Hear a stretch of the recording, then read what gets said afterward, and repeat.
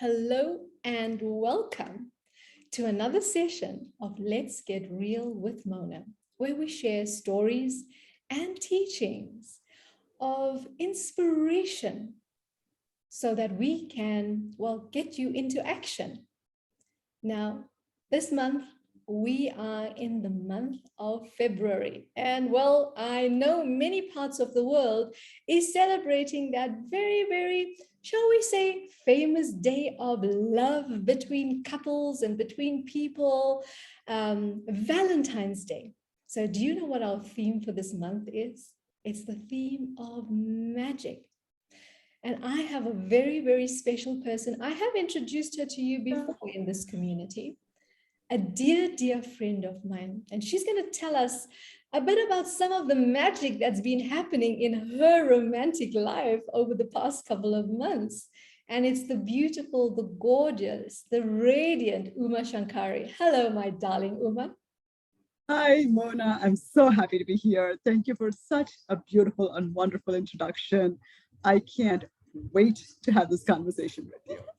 It's always so much fun, Uma, to share this space with you. I mean, you bring magic wherever you go. Do you know that? I mean, that's how I experienced you right from the beginning of our Thank you. I am glad. You know, magic doesn't know it's magic. Yes. Everybody else knows it's magic. So it's really awesome that you say that. And I'm like, oh, I bring magic. Okay. So thank you. And I guess that's so important, right? For us to acknowledge that in the people we see, because think about it. What we see around us, we have in us, right? Whether it's the good or the bad, right? We have it. Yes, we have it in us. Yes. Yeah. And I believe in this. The more we acknowledge that which we want to embrace and embody, then we get to be that as well. Be that, yes. Yeah. And I also want to take a minute and tell you that every time I talk to you, there's so much positive vibration. Yeah. You have this amazing aura about you that's like, it's just fun to talk to you. It's just fun.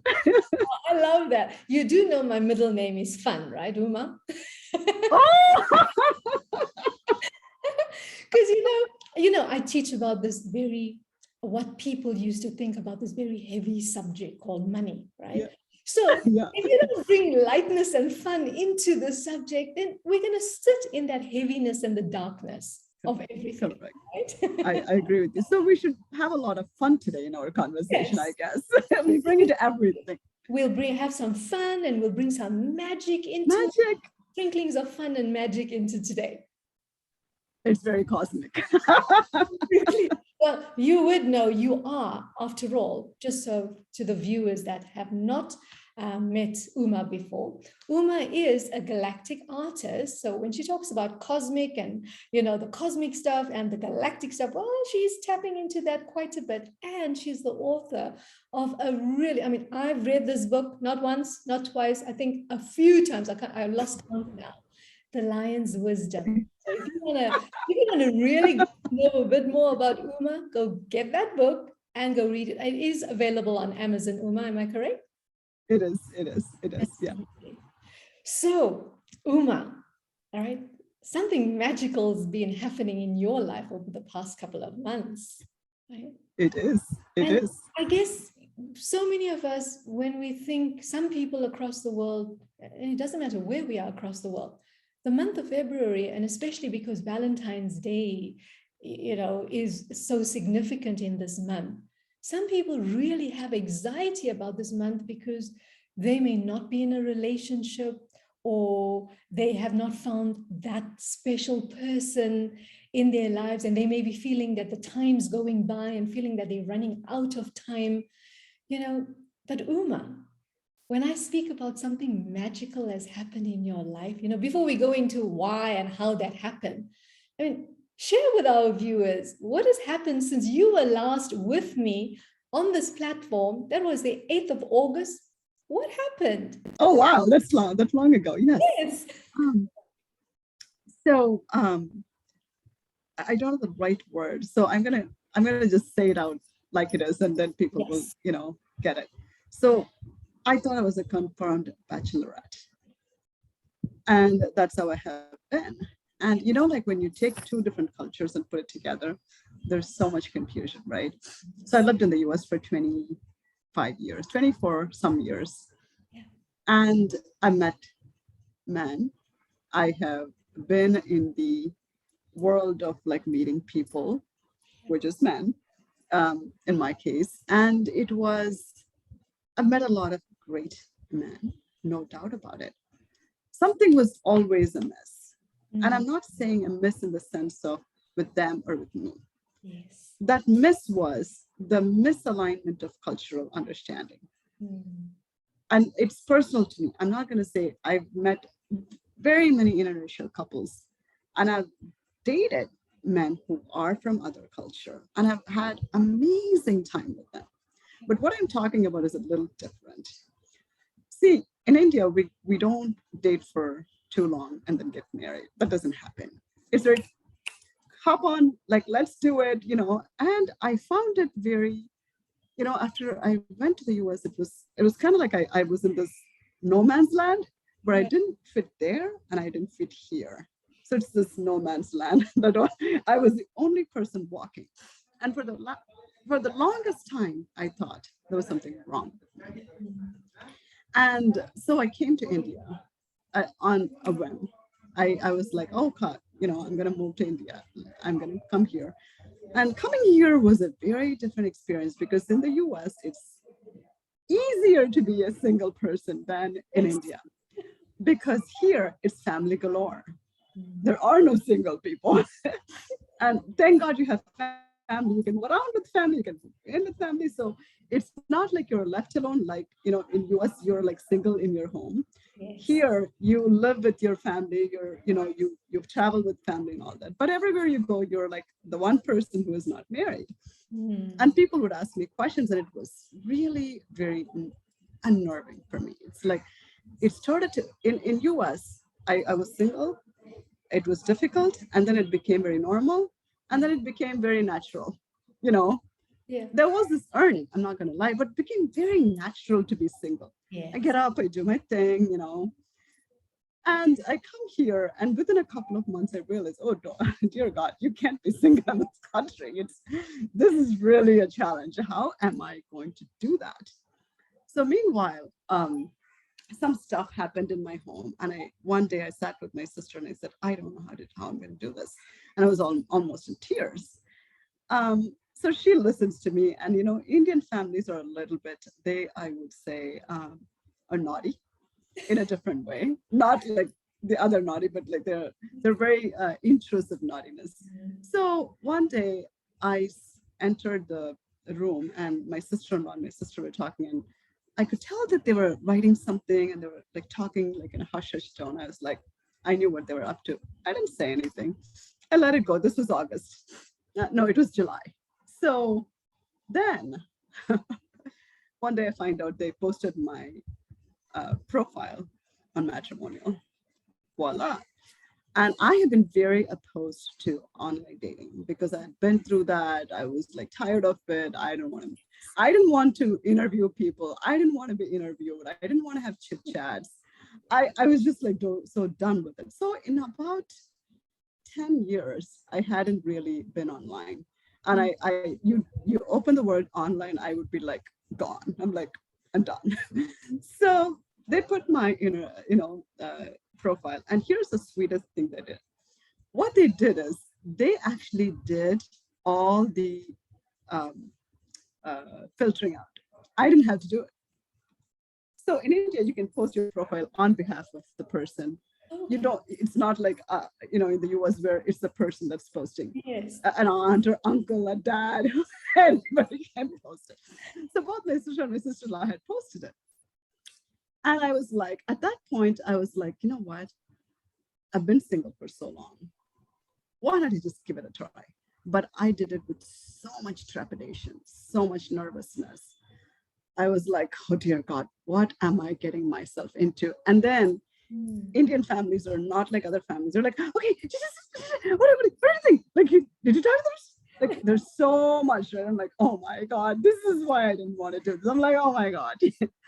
So finally, one day my sister and I had a real tiff where she's like, you need to like sit and like make time for it. And I'm like, I'm not gonna do it. Like all this back and forth. And I was like, okay, fine, I'll sit and like, look. So the next day I made time with her and I started going through some profiles.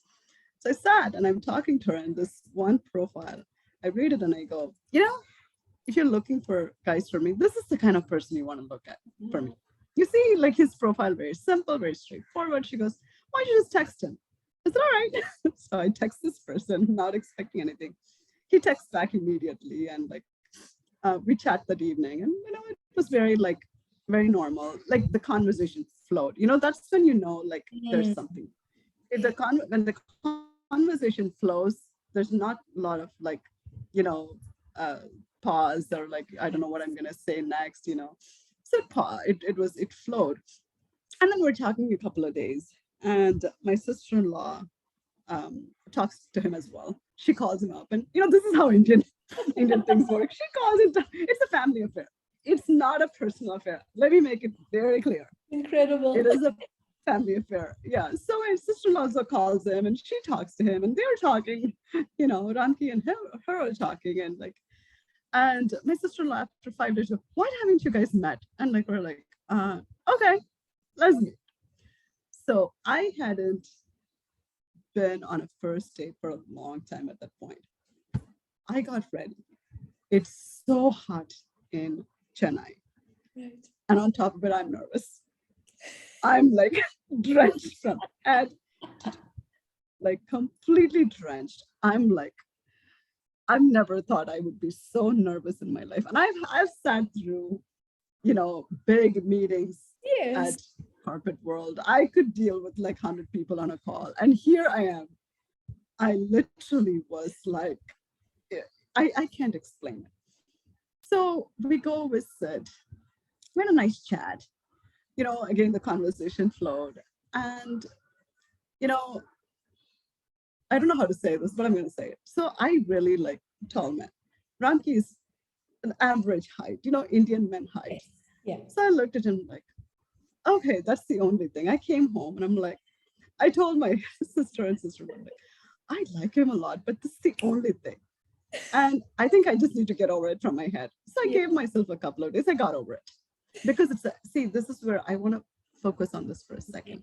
See, physical things can be gotten over. And I knew that deeper in my heart.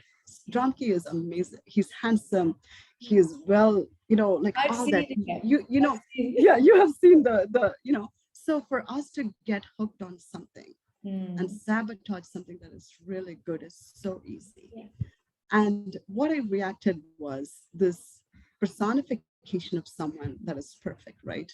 Yes. And having an imperfection in your mind. This is not a real imperfection, but in your mind is something, it's a block. And I recognized it immediately. And I had to give myself 24 hours to just get over the fact. Yeah. And he kept calling me, and we were like conversing and all that. But actually, you know what? The truth is, it wasn't all smooth sailing that it was. I had come from the US, lived for 25 years from the US, and he has lived all his life here. And we had to have so many conversations, and we had this ups and downs. And there were times I literally, like, I wanted to go and hide somewhere. I was okay not getting married. I was like, you know what, if this doesn't happen, I could just go to India and I go to US and I could just bury myself in sand and just come out of this. So it's, because it's comfortable. It's so comfortable to not take a challenge, to not be vulnerable, to not really be in your truth. And, the superficiality, it wears out. And today when I look at him, I am so like joyful. Like that doesn't that's not the thing that comes to your mind. So I had to get over that hump. I had to get over several humps because all my life I've been single. I've done everything like I wanted. I didn't have to really sit and kind of like process anything. Yes, I did, but like not at this level. Yes. Because nobody has really wanted to marry. Like nobody has asked me to marry them, right? Yeah. And what was interesting was, I actually, because coming from the US, I'm a little bit more outspoken. I'm not as coy. And I was like asking him all sorts of questions. He looks at me like, like, that's not usually girls don't ask. I'm like, I'm too old for that, So, we had to get um, cultural impediments, familial feedbacks, and my own truth of going and doing a retrospection and introspection of like what I wanted. Both of us, we are getting married at a later stage of life. And we both had to sit and like, if we are going to step into this, we better be prepared for this. We can't be like, we might as well be single for the rest of our life if we can't make this a real amazing union. And so finally we made it happen. And there was one big bump we had to, and I was like, all like very much like, like I thought I was being the smart ass. But, when he came back and he talked to me, it took me aback. And I think that was the moment I decided, I'm going to make my decision. I'm never going to step back from this. Yeah. And it took a lot of courage within me. And what I loved about him as we talk about the divine feminine, he never pushed me. He always waited on the sidelines. He always waited on the sidelines. Just sat there waiting for me to make up my mind. Wow. And he gave me the space to do that. He never pushed me. There was only once he called me and he said, I think we should do this. I said, oh yeah, really? Okay. But I didn't really like process it completely. I just had to, but I'm glad I took the time to process it rather than saying, okay, I've been single. Now here's the man. Let me just go and marry. Exactly. That would have been a disservice for him and to myself. Exactly. And there was this, like this dance between us, this amazing dance of like the divine feminine and the divine masculine. However, there's one thing I would like to share is, if this was a few years ago, I don't think I would have done this. I would have found all kinds of things about it, why I couldn't marry this person. And why would that be, Uma? Because, they may, like we said, there's many people out there, and because you've been on this journey, this deep inner journey for such a long time, you realize that there's the shadow sides of you that was coming into the space. And sometimes many of us are afraid of the shadow instead of seeing it as a way through to the other side. Correct. So many, in the past, why wouldn't you have got married? Well, first of all, the shadows that we think, we really don't know the shadows that are in the blind spot. It's not even the shadows that's impediment for us. It's really the shadows that we don't know that exist. Yeah. For me, the problem was the shadows that I didn't know that exist. I had this preconceived notion of never wanting to marry someone within my culture. And I think that was the biggest disservice I did to myself. See, the thing is, you have so many people telling, oh, that culture, it's just so this and that and that and this. And you are produced a million evidences to prove that. Yes. And you have your own baggage that you come with, that you have seen in your culture, and you think that's all there is. Yeah. And you don't realize certain things that have been brought through are not just because of that. I'm going to openly say that. Yeah. It is people, I've heard living in US, I've heard like, oh my God, Indian men are this or that or this. And, and that's sort of in your background. Yeah. And when I was in the US, it was I didn't live in an Indian background. I lived where it was multicultural. So, I didn't have to meet Indian men. Yes. And so for me, it was like, I almost wrote it off. So that's the magic I want to talk about here. I literally wrote off marrying someone from my own culture, because I when people spoke badly about Indian men, I did speak when it's not like completely, I was like, yeah, you're right. There were times I agreed with them. And I realized that's the hidden shadow that I want to talk about. I didn't know that was not the whole truth. Yeah. there was a projected truth. And, you can find evidences for everything. We talked about this. When you say men are bad, you can find evidences for that. And when you say women are bad, you can find evidences for that. Yes. But I had done my personal journey of really coming out of that, trying to find evidences that men are bad. Yeah. And I had to heal myself that Indian men are a certain way. And, like, for example, on television, right? Yeah. There are 1.7 billion Indian men. What do they show? They show Indian men raped, they did this, they did that. Let's say that is like less than 1% or 1%. Yeah. But the projection is that is how all Indian men are. Yeah. And we as women have to be very clear about what we are going to intake. And I have been living through this filter of what it is. And I'm not completely blaming myself because I have seen certain evidences. Yes. But I've been able to get underneath those evidences and what is really happening.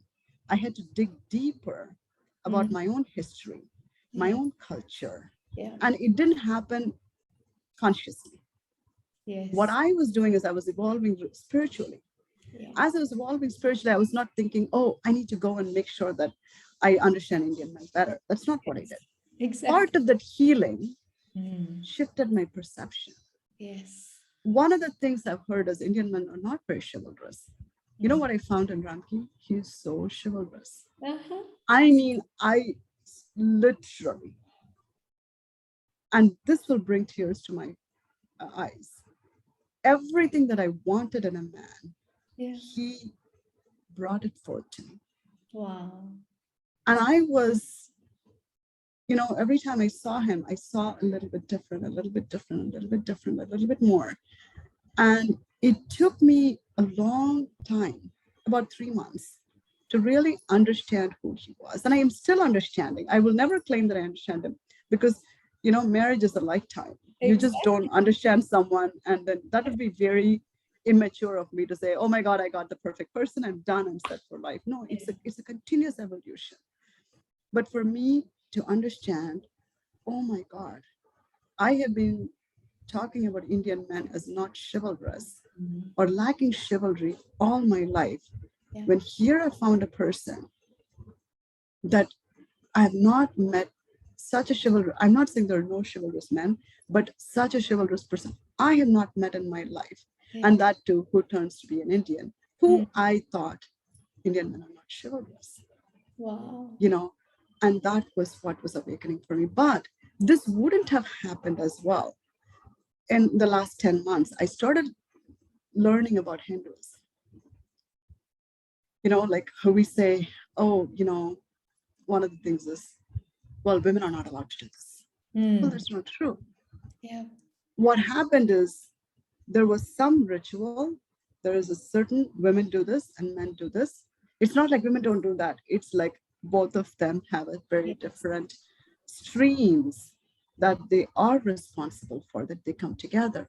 Yeah. And when I started taking pride in my culture, I started understanding everything else, and it magically fit. I think 2 years ago, this is what I'm saying, 2 years ago, if I had met Ramki, I may have had this, the cultural, the yellow glasses or pink glasses, whatever. Yeah. And he could have stood on his head and I would be like, no, not good enough, So now I'm very conscious about it. I don't speak that way. In general, I try not to speak about men in a very derogatory way or generalize or stereotype, even when I see stereotyping. Yeah. Even when I see that. The reason I don't say that is I have seen that women are as culpable as men are. I'm not saying it in a bad way. Yeah. If men do something, women also do certain things, So when I stopped doing that, something showed up in my life. And he is the first person I saw in the matrimonial side. He's the first person I met Yeah. And in my home, everybody's like, I think you need to meet a few more guys. I don't think you should like settle down. I mean, you could like him. You may like him. We're not saying that you're not Yes. going to like him, but I think you're just, I said, no, I'm clear. They're like, look, we also have these 10 guys that are, I'm like, no, I'm good. So, and I have no idea what the future holds. I Yes. also don't want to come across cocky and say, oh my God, I met the perfect person, because it's an Precisely. evolution. Yes. It's an evolution. And I want to be very careful when I say that. Yeah. So my first hurdle is not trusting an Indian man or not wanting to be married to an Indian guy, and then completely face down landing on one's feet. It's like, that's the irony, which is at the same time very funny. Yeah. I just love that. Woman, because what you said now towards the end as well, when we even get married to somebody or we meet somebody, we think that it must be for life, and then we get fixated on it. Mhm. That we don't enjoy the relationship, we don't enjoy the time together. There's like everything, there's a beginning and an end. Some of us, we are there to be lifelong with somebody. Mhm. It doesn't Mhm. mean that every single day is a bed of roses, because we all are. That's my, yeah.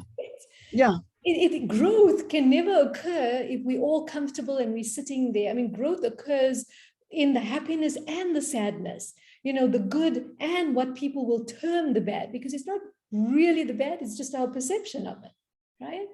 Exactly. Yeah, and I love when you say that. It's like you don't know what the future holds, but for now, you're making the most of this magical situation that you are in. That is right. And also, I want to reiterate, coming to this point of getting married, Yeah. we both had to have a lot of tough conversations, and they weren't pretty. Yeah. There were days of me disappearing and saying, I need my time, and him literally waiting to hear from me. Yes. Like literally, I had like, I just can't do this. I can't do this. What am I going to do? And that is why I'm saying it was not like, oh my God, I got met this. I'm not 16 anymore to meet Prince Charming and take a, sit on a horse and go away. I'm more grounded in my reality, because I've been through a lot in my life. Yeah. I've been through a lot of ups and downs. Mm. Like I remember like being in Chicago, there was a day my back gave off. I didn't have someone to go and get a cup of coffee or a cup of water for me. Singlehood can be amazing, but there are times it sucks. Like when you really need that. Yeah. Oh my God, can someone like literally hold my hand and like take me to the door? Like, when you can't get out of the bed. Those are the times you miss someone. Yeah. And I also realized, for the longest time, I had this conversation that, oh, it's great to be single. Yes. Yes, no doubt about it. Yeah. But there is something we learn from being in a relationship. And that's the most difficult thing. Being single is difficult, but being in a relationship with someone and learning and growing and having the challenges, I wasn't ready for it. I think I'm sort of stepping into it. Yeah. I'm hoping like, oh God, please make this journey as easy as possible. So yeah, so that you put it right. Yeah. And you know what?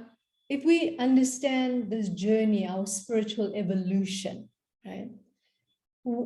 We can't exist without the other. If you just look at nature, and we've been taught in the society to like be so individualistic, that we have to hold on to our independence to such an extent that we kind of abandon not just in ourselves, we abandon one half of ourselves. All are made up of the masculine and the feminine, right? And the feminine, yes. And what better beautiful way to like showcase that through this creation of a man and a woman's union, and we're not saying here, the same sex unions and stuff. We're not talking, saying that is, we're not offering any opinion about that at this stage. We're just talking about even in same sexes, there's a masculine and a feminine, strength in each person that's there. One will be more masculine and one will be more feminine. Okay. Yeah, for me, that is correct. Union. We cannot get to the sacred. We cannot get there until we get to experience that fully. as individuals, to experience that love from the other, to experience that beauty, the magic that comes from a sacred union, because that's what it is ultimately, isn't it? So let me share a little bit about it. So, a lot of my viewpoints have been not understanding my culture fully. Yeah. Even now, I don't understand it fully, but I'm tapping into it. And I'm realizing like a lot of things I thought was very anti-feminist. Now I'm realizing is actually has a lot of wisdom. And Mm. that's where your arrogance comes in, like, oh, this is so, Yes. couple of, yeah, like you don't understand the wisdom and you make it like poo-poo it, or you just say that is so like old, stuff. So one day I was reading something in the old ancient documents. One of the things was it in Hinduism, there is no spinsterhood or Mhm. bachelorhood.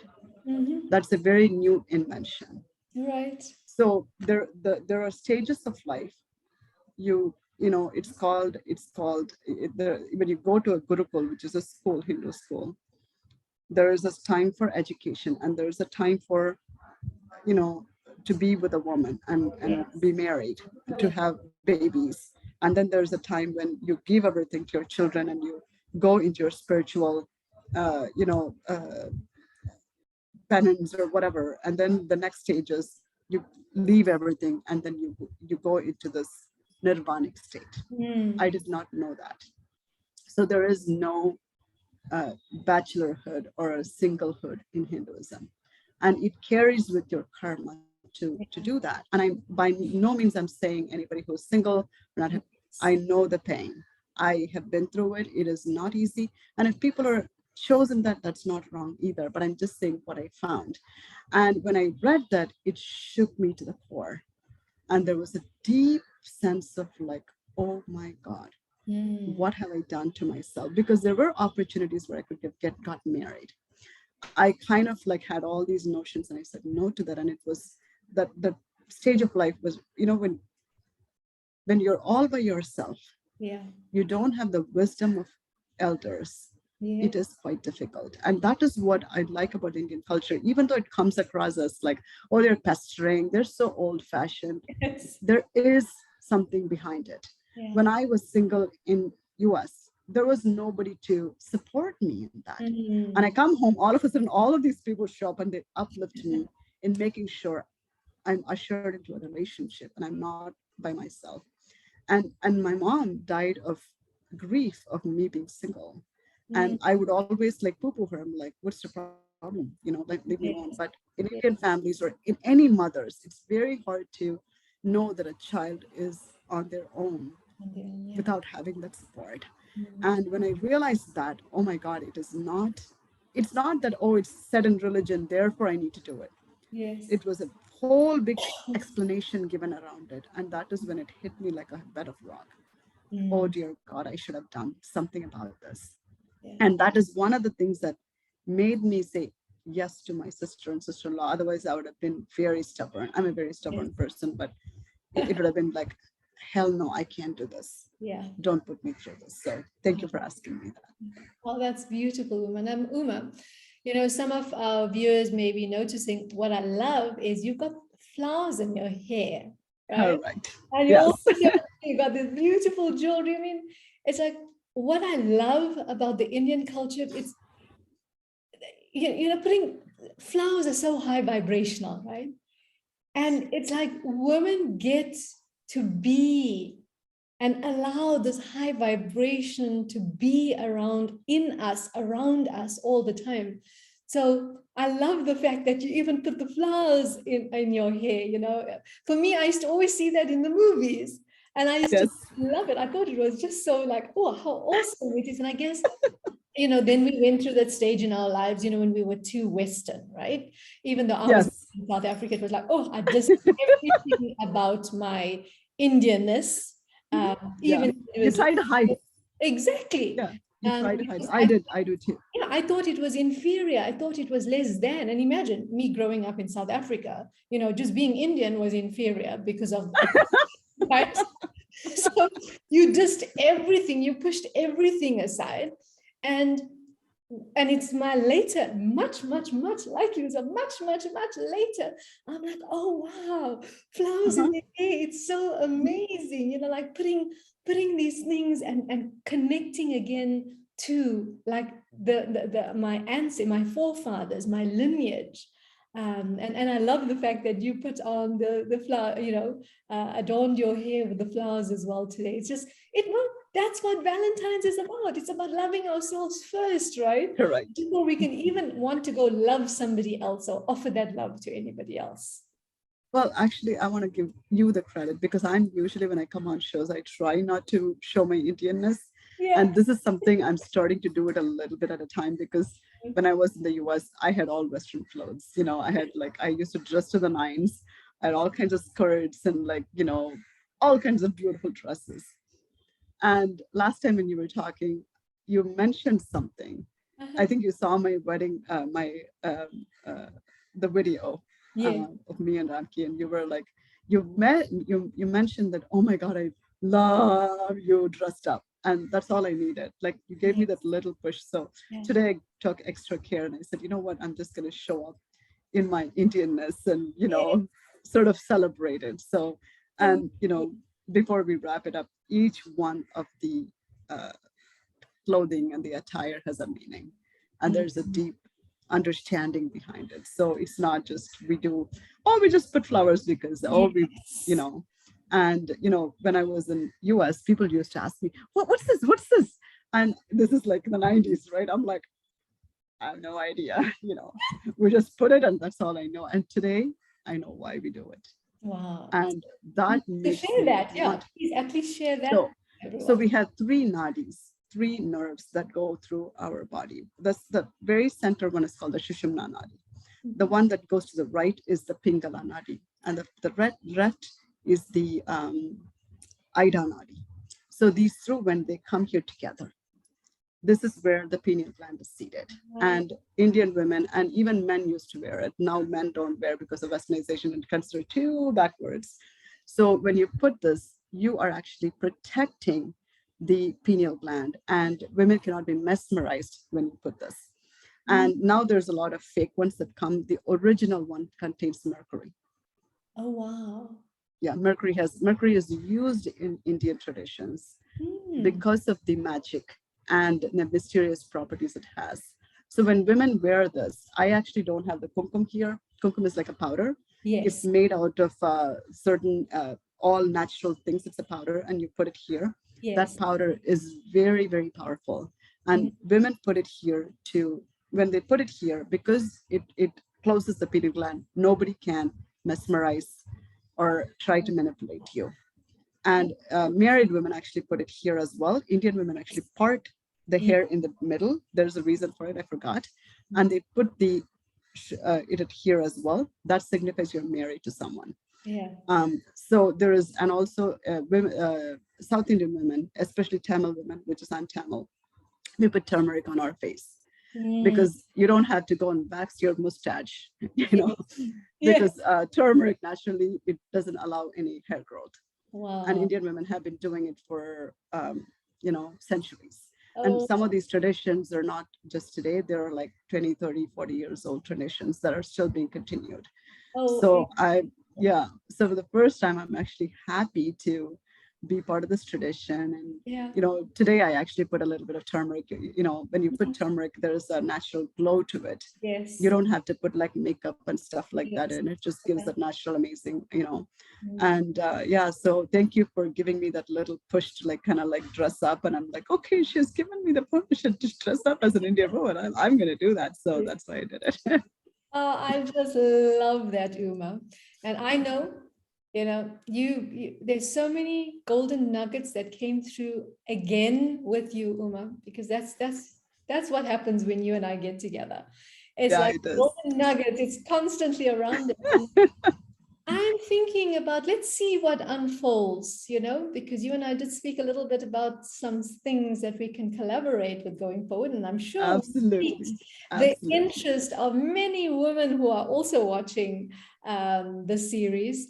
I mean, we've got men and women, and yes, I'm sure Yes. men are also a bit excited now to probably say, "Ooh, can I get my women to also feel and be this way as well?" Because remember, it benefits all of us how women show up in a relationship, how women show up in the world. So, Uma, thank you so much for that. Thank you. To our Thank you. viewers, you're welcome, Uma. To our Thank you. viewers, please do let us know, what was the golden nuggets for you through our discussion today? And yes, magic happens when we allow ourselves, to let go of those things that have been holding us back.